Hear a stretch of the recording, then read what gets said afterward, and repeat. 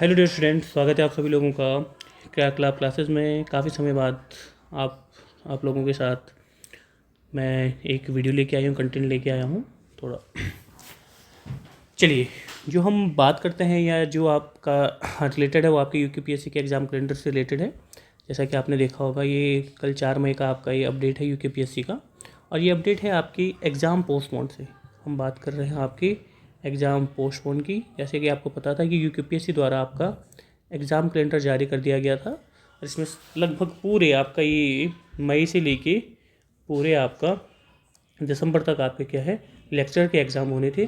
तो उसी क्रम में 9-10 तारीख को अगर हम यहाँ पे थोड़ा फोकस करें, 9 और 10 मई को आपके 2 पेपर प्रस्तावित थे, या प्रस्तावित मत बोलिए इसको, ये आपके कंफर्म थे क्योंकि इसके आपके एडमिट कार्ड भी आपके जारी किए गए थे। एक भौतिक शास्त्र का पेपर आपका 9 मई को था, तथा 10 मई को आपका प्रवक्ता नागरिक शास्त्र पॉलिटी का पेपर आपका निर्धारित था। आयोग के द्वारा इनकी जो एडमिट कार्ड है वो 24 अप्रैल को इनके क्या है एडमिट कार्ड जारी कर दिए गए थे, और 24 अप्रैल के बाद इसमें कुछ संशोधन होने के बाद क्या है दोबारा से 29 अप्रैल को क्या है दोबारा एडमिट कार्ड आपके क्या इसके जारी कर दिए गए थे। इसी क्रम में हमारे पड़ोसी राज्य यूपी में भी आपके क्या है जीआईसी लेक्चर के एग्ज़ाम होने थे। जीआईसी मतलब लेक्चर का मतलब यहाँ पे भी लेक्चर प्रवक्ता के पेपर होने थे। 2022 की आपकी विज्ञप्ति थी जिसकी अभी एग्ज़ाम हो रहे हैं। इन्होंने क्या अपना जो कैलेंडर है वो जनवरी में इन्होंने एक्सपेक्टेड अपना जो कैलेंडर है वो दे दिया था, और उन्होंने भी 9 और 10 मई को क्या है आपकी जो एग्ज़ाम की तिथि है वो निर्धारित की थी। तत्पश्चात उत्तराखंड यूकेपीएससी द्वारा क्या है एग्ज़ाम कैलेंडर जारी कर दिया गया था। तो इसी के क्रम में जो यहाँ पे उत्तराखंड के विद्यार्थी हैं वो आपकी हरिद्वार यूकेपीएससी के जो ऑफिस है यहाँ हरिद्वार गए, और इन्होंने कहा कि भाई हमारी जो एग्ज़ाम की डेट है उसको क्या किया जाए, पोस्टपोन किया जाए। क्या किया जाए, पोस्टपोन किया जाए, ताकि बच्चों को क्या है ज़्यादा से ज़्यादा मौके मिल सके और वो यूपी का एग्ज़ाम भी अपेयर कर पाएँ। तो इसी क्रम में बेरोज़गार संघ के जो अध्यक्ष हैं कांडपाल जी, वो भी आपके क्या है सचिवालय गए थे, उन्होंने भी अपनी मांग रखी। काफ़ी लोगों द्वारा क्या है आयोग को ईमेल भी किया गया कि भैया हमारा पेपर क्या पीछे रद्द किया जाए ताकि हमको ज़्यादा ऑप्शन मिल सकें। वैसे भी बेरोज़गारी बहुत ही ज़्यादा है, वो चाहे पड़ोसी राज्य हो चाहे उत्तराखंड में हो। तो इसी क्रम में काफ़ी लोगों द्वारा आयोग में अपने लेटर पर में बेरोजगार संघ के जो अध्यक्ष उनके द्वारा भी क्या है इसका अपना लेटर पर आई थिंक जारी किया गया था, इसकी मांग की गई थी। तो इसी क्रम में आयोग द्वारा क्या सामूहिक विचारांत ये जो भी है आपकी इन्होंने क्या है उस क्रम में ये कल का आपका देखिए परीक्षा नियंत्रक जयवर्धन शर्मा जी द्वारा या जो भी आयोग के अध्यक्ष हैं या उनके द्वारा क्या है ये आपका 9 और 10 मई को जो होने वाला पेपर है वो आपको क्या है अलग से इसको स्थगित कर दिया गया, अग्रिम आदेशों तक स्थगित की जाती है।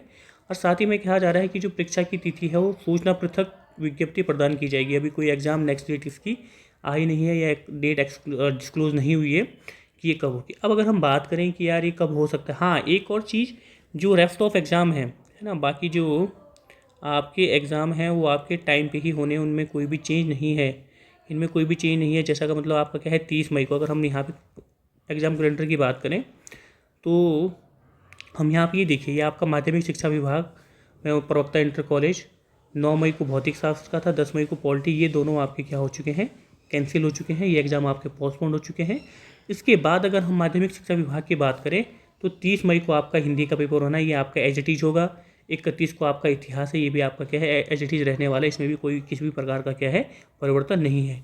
अब अगर हम बात करें कि नई डेट कब है ना, न्यू डेट यूकेपीएससी की अगर हम बात करें कि जो 2 पेपर हुए ये न्यू डेट कब होगी भाई। देखिए अगर हम यूकेपीएससी के कैलेंडर के हिसाब से अगर थोड़ा देखें, अगर एक आइडिया लगाने वाली बात कीजिए तो देखो अप्रैल आपका ये भी सब निकल चुका है। मई में देखिए आपका भी जो सैटरडे संडे आ रहा है वो 9-10 मई को है, तो ये तो आपका कैंसिल हो चुका है। फिर उसके बाद सैटरडे संडे 19 मई को, तो ये आपका मंगलवार हो गया। बीच में जो सैटरडे संडे है वहाँ पे में भी कुछ होगा, बट ये फिर 30-31 मई को भी ऑलरेडी पेपर है। जून में फिर बृहस्पतिवार को, यहाँ पे जुलाई में 5 जुलाई को गणित का पेपर है। तो अगर इस बीच में अगर आयोग कहीं बीच में देखता है तो वो पेपर करवा सकता है। अदरवाइज अगर हम देखें फिर डायरेक्ट आयोग द्वारा यहाँ पे क्या है आरक्षित रखी गई है सीट। 6 सितंबर रविवार को क्या है यहाँ पे सीट आरक्षित रखी गई है। ठीक है, पॉसिबिलिटीज़ आपकी यहाँ पे है, पॉसिबिलिटीज़ है ना कि आपका पेपर सितंबर में हो जाए।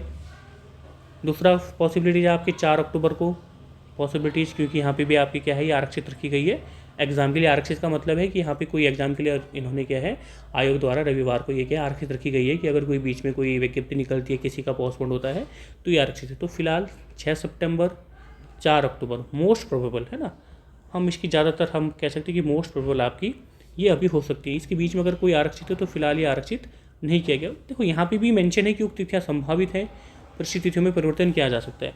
अब जरूरी नहीं है कि इन संभावित तिथियों में होगा।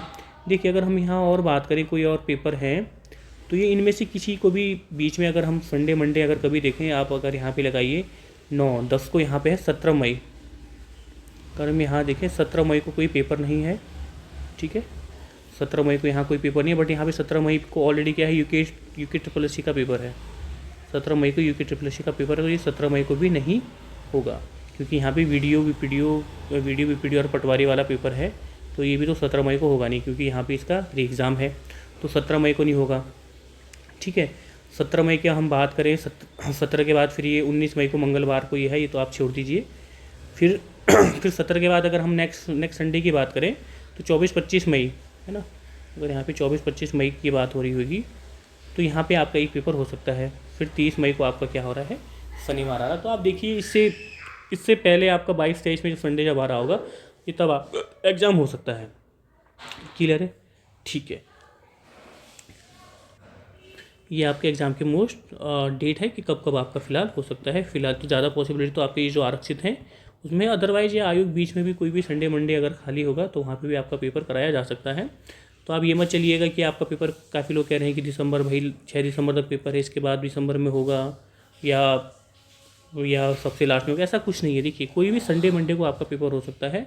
आपकी जो तैयारी है, आप या जिस हिसाब से आप अपने तैयारी कर रहे थे, पढ़ रहे थे, आप उसी को ही क्या है कंटिन्यू कीजिए। मोस्ट प्रोबेबिलिटी तो है कि जो आपका क्या है आरक्षित की गई हैं, जो बीच में जगह छोड़ी गई है वहाँ आपका क्या है पेपर हो सकता है, जो आपके आरक्षित की गई है, या 17 मई के बाद, या मैं आपसे कहूँ 17 मई के बाद आपका पेपर कभी भी हो सकता है क्योंकि 17 मई को आपको यूके ट्रिपल एससी का पेपर है। तो 17 मई के बाद अगर हम यहाँ देखें, 31 मई को ऑलरेडी यहाँ पे रविवार को आपका क्या है इतिहास का पेपर है और 30 मई को शनिवार का है। तो ये मई में भी बीच में कहीं पे इसकी पॉसिबिलिटीज़ लग नहीं रही है कि मई में कहीं पे आपका ये पेपर हो सकता है।